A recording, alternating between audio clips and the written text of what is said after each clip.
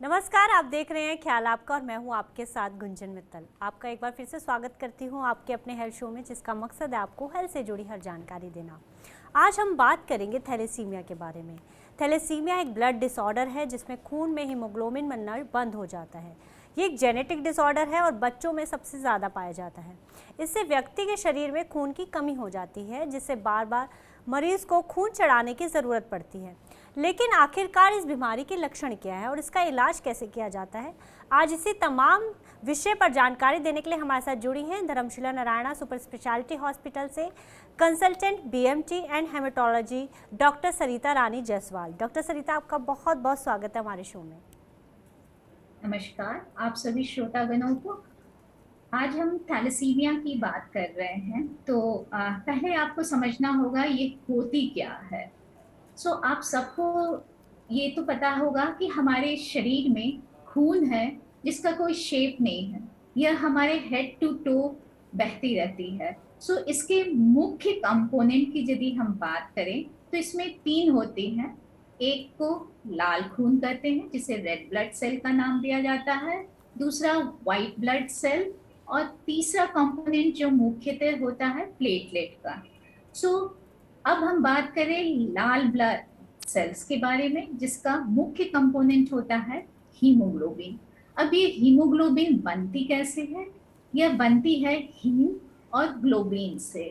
जब भी हमारे ग्लोबिन के फॉर्मेशन में डिफेक्ट होता है, यानी कुछ नुक्स होते हैं, तब यह कुछ रोग का रूप देता है। नाउ अब थैलेसीमिया में हमारे जो ग्लोबिन में दो अल्फा और दो बीटा होते हैं। यदि अल्फा में नुक्स है तो इसको अल्फा थैलेसीमिया कहते हैं, यदि बीटा में नुक्स है तो इसे बीटा थैलेसीमिया का नाम दिया जाता है।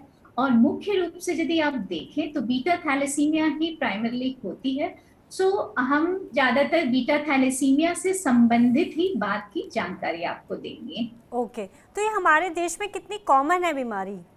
हमारे देश में बहुत कॉमन है। आपको समझना होगा कि प्रत्येक साल यदि बात की जाए तो 10,000 अराउंड बच्चे, 10 to 12,000 बच्चे जन्म लेते हैं हर साल।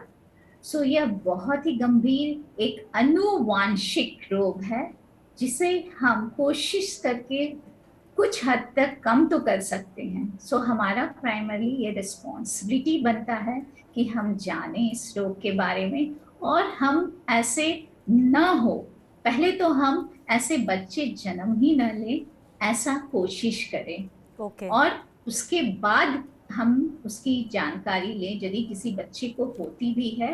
और थर्ड पार्ट आता है कि हम ट्रीटमेंट की बात करें। तो इसके डॉक्टर लक्षण क्या दिखाई देते हैं जब बच्चा पैदा होता है, या फिर अगर माँ बाप दोनों में से किसी एक को थैलेसीमिया प्रॉब्लम है या दोनों को है, तब बच्चा पैदा होता है तब चेक किया जाता है, तो ये किस तरह से डायग्नोस होता है कि इसके सिम्टम्स क्या होते हैं, ये बताइए आप हमें। हाँ, आपने बहुत ही अच्छा क्वेश्चन किया कि आखिर क्या है। तो जैसा कि मैंने बताया, ये एक अनुवांशिक रोग है। मतलब ये हमको जब जन्म होती है तो एक हम जीन कैरी करते हैं अपने फादर से और दूसरा अपनी मदर से जीन करते हैं। और यदि माता और पिता दोनों ही थैलेसीमिया माइनर के रोगी हैं तो उससे हमें 25% चांस है जो बच्चे होते हैं वो थैलेसीमिया मेजर का रूप ले सकते हैं। एट द सेम टाइम दूसरी इसका इसका सिक्का का दूसरा पहलू यदि आप देखो तो 25% में वो नॉर्मल बच्चा भी हो सकता है, और 50% क्या होते हैं बच्चे को एक जीन कैरी करेगा। ये जानना जरूरी है कि ये जो थैलेसीमिया माइनर होता है, यदि दूसरा एक्सटेंट आप ध्यान दो तो जो जिसमें कि एक जस्ट एक अनुवांशिक है, ये एक जीन कैरी करते हैं, ये कोई रोग नहीं है। बट इसे जानकार होना चाहिए, क्योंकि यदि जिस समय आप मैरिज कर रहे हो तो आपका पार्टनर भी यदि माइनर जीन कैरी करता है तो बच्चा जन्म लेंगे, जब आप एज ए फैमिली आप बच्चे को जन्म देना अपना प्लान करते हो तो उस समय उसकी जांच जरूर कराएं। आजकल उसकी जांच होती है बच्चे की, और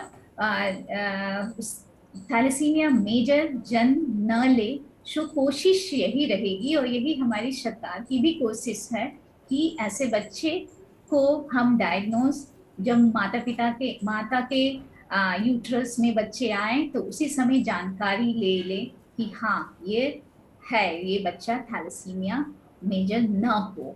ओके, जैसे कि हमने शुरुआत में भी कहा कि इससे शरीर में खून की कमी हो जाती है, जो पेशेंट एनीमिक हो जाता है, जिससे बार बार उसको खून चढ़ाने की ज़रूरत पड़ती है। तो डॉक्टर ये समझाइए मुझे कि कितने दिनों के बाद खून चढ़ाना पड़ता है या साल के बाद चढ़ाना पड़ता है, और क्या सभी पेशेंट्स को इसमें खून चढ़ाने की ज़रूरत पड़ती है?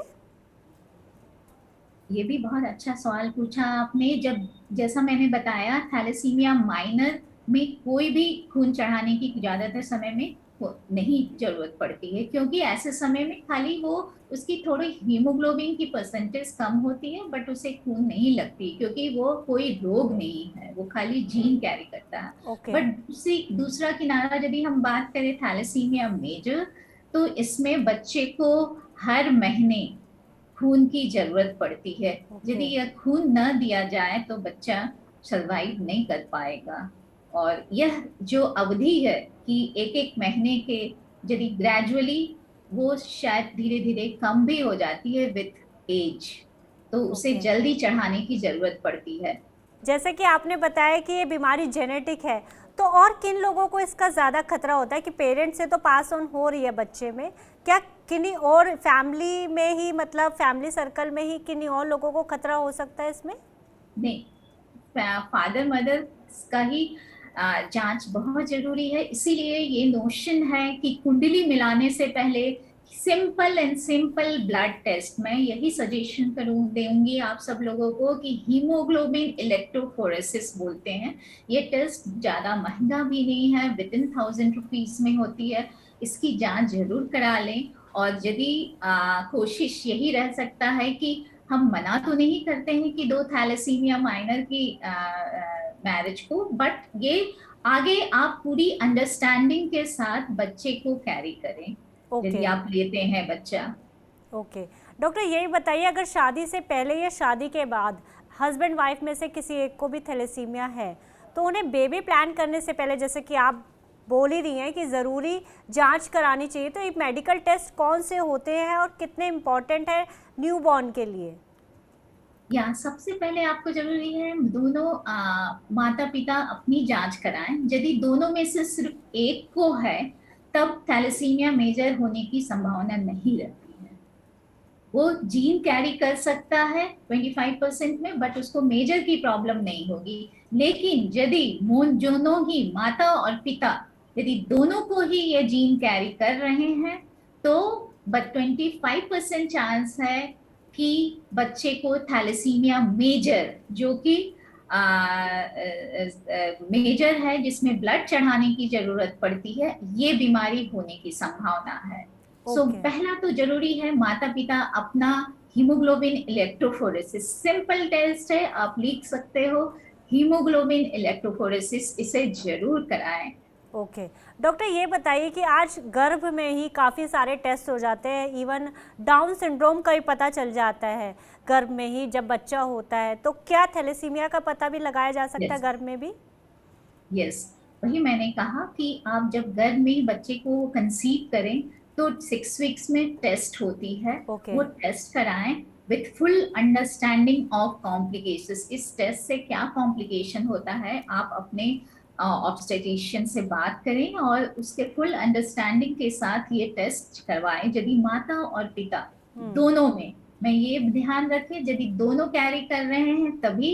यदि एक का है, एक ही थैलेसीमिया खाली माइनर का ट्रेट जिसे हम दूसरी नाम है इसे, ये कैरी कर रहा है तो जरूरत नहीं है।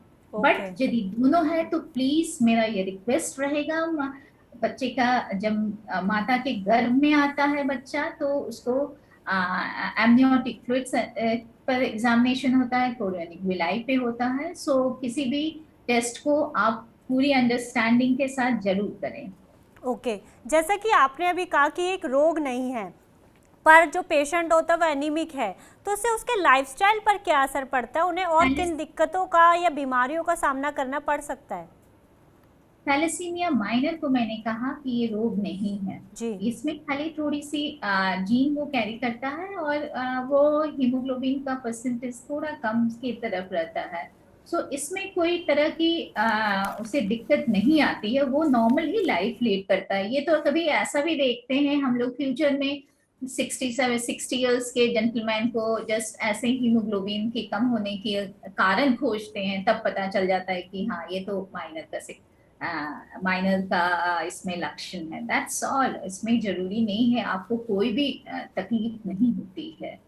ओके। लेकिन मेजर यदि बच्चा जन्म लेता है तो 6 मंथ में ही आपको ध्यान रखना पड़ेगा। आप देखोगे माता पिता खुद ही नोटिस करते हैं कि 6 महीने होते होते बच्चा निस्तेज हो लगता है। जो बच्चा नॉर्मल खेल रहा था वो अचानक से निस्तेज हो गया, उसे भूख नहीं लग रही है, वो खा नहीं रहा है, या उसे रिपीटेड इन्फेक्शन हो रही है। सो ये सब कारण है, लक्षण जब आप बच्चे में देखें तो तुरंत डॉक्टरी सलाह लें। और सिंपल टेस्ट जिसे सीबीसी करते हैं वह आपके डॉक्टर करेंगे, और जो हिमेटोलॉजिस्ट हैं उनकी सलाह लें तो वो से कुछ अनुमान लगाते हैं। और कंफर्मेटरी टेस्ट के लिए सिंपल टेस्ट जिसको हम हीमोग्लोबिन इलेक्ट्रोफोरेसिस करते हैं, उससे जांच से पता लग जाता है। तो यह कोई बड़ी बात नहीं है, जांच जरूर कराएं, यही है बच्चों को।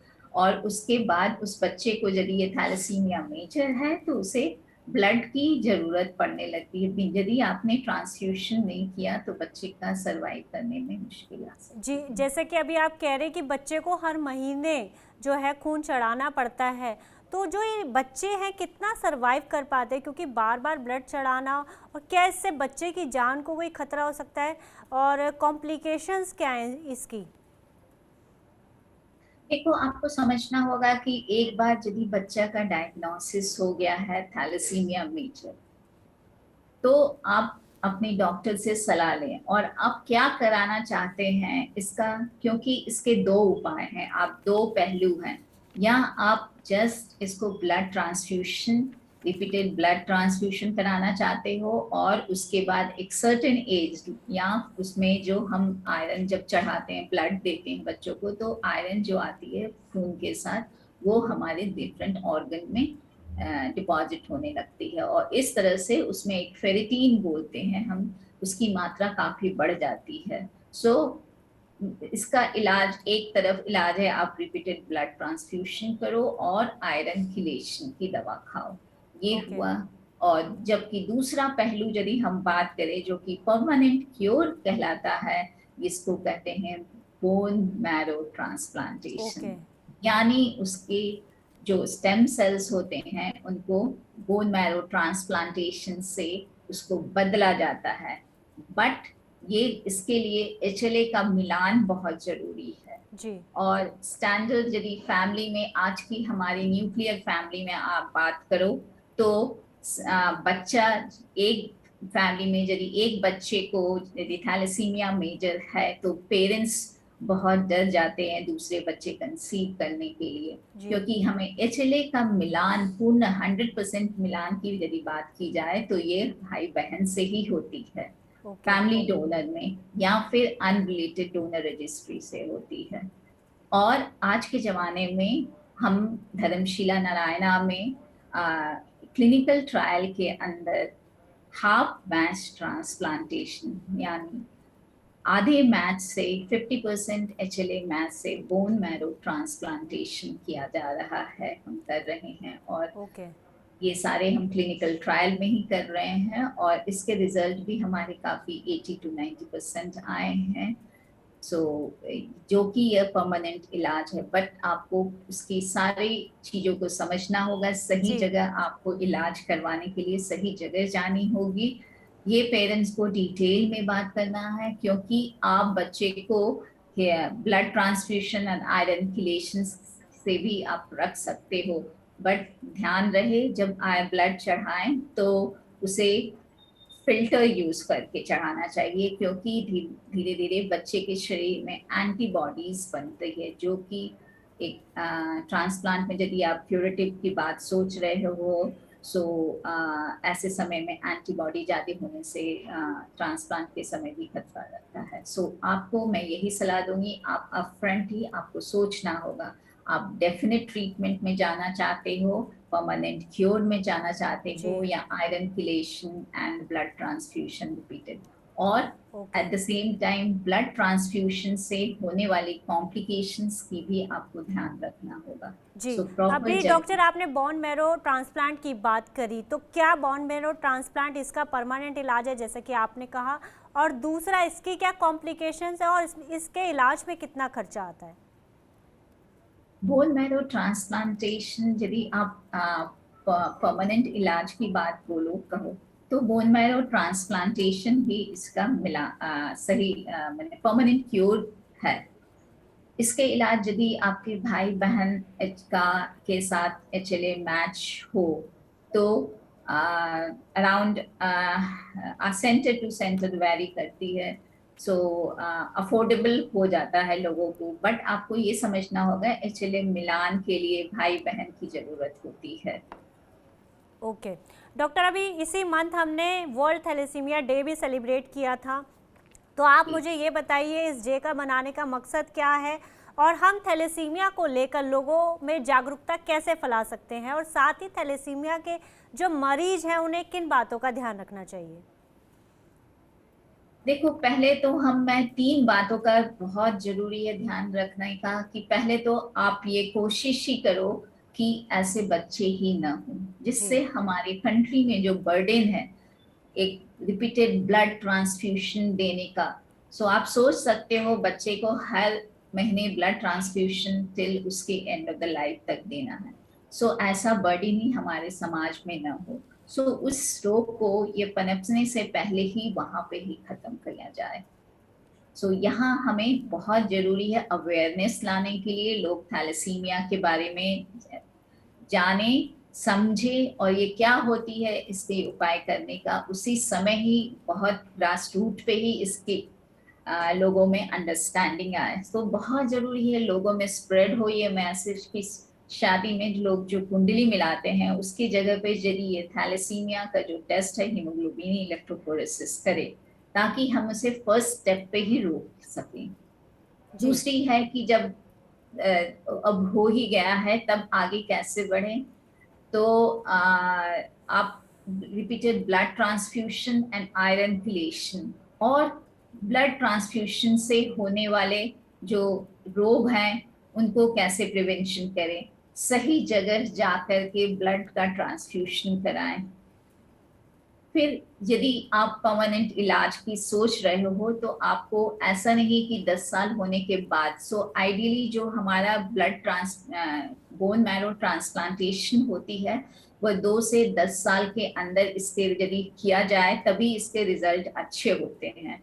अभी हमने रिसेंटली एक फैमिली में एक भाई और बहन दोनों ही के दोनों थैलेसीमिया मेजर के थे, और दोनों का ही ट्रांसप्लांट किया, हाफ मैच ट्रांसप्लांटेशन सक्सेसफुली हुए हैं और दोनों अभी ठीक हैं। सो जी। ये प्लानिंग उनके फैमिली वालों ने बहुत पहले बच्चे का डायग्नोसिस होने के बाद ही उन्होंने करना शुरू किया था। तो इसमें सो पेरेंट्स आप की बहुत बड़ी जिम्मेदारी होती है कि वो इस तरह का डिसीज़न लेने से पहले इसके बारे में पहले सोचे और उस तभी इस तरह का डिसीज़न ले।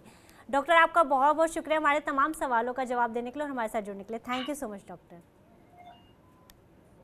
आज हमने एक्सपर्ट से थैलेसीमिया के बारे में जाना। ये एक जेनेटिक डिजीज़ है, तो यदि किसी को भी इस तरह की बीमारी है तो बेबी प्लान करने से पहले अपने डॉक्टर से ज़रूर संपर्क करें, जैसे कि डॉक्टर ने बताया। आज के लिए बस इतना ही। हम कल फिर हाजिर होंगे अपने नए गेस्ट के साथ और हेल्थ से जुड़ी नई जानकारी लेकर। तब तक आप स्वस्थ रहिए और अपना और अपनों का ध्यान रखिए। चलते चलते हम आपको बताना चाहते हैं TV9 डिजिटल के न्यू इनिशिएटिव TV9 वैन के बारे में। आखिर क्या इनिशिएटिव, आइए देखते हैं इस छोटी सी वीडियो में। Today, doctors are busier than ever providing care and advice to patients. And the reality is that an average patient now spends much more time in the waiting room than in the doctor's chamber. With such a captive audience, it's time to put their wait time to good use. Introducing TV9 Waiting Area Network that provides premium patient engagement experience through engaging and informative videos. These videos are created keeping in mind an Indian patient seeking medical attention.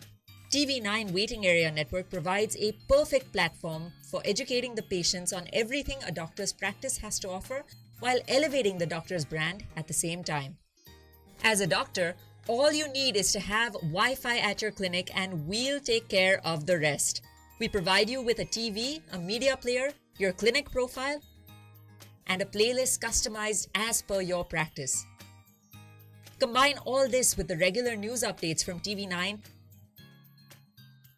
and you have an awesome branding and marketing tool for your clinic. Write to us at van@tv9.com and we'll get in touch with you to set up our solution at your premises.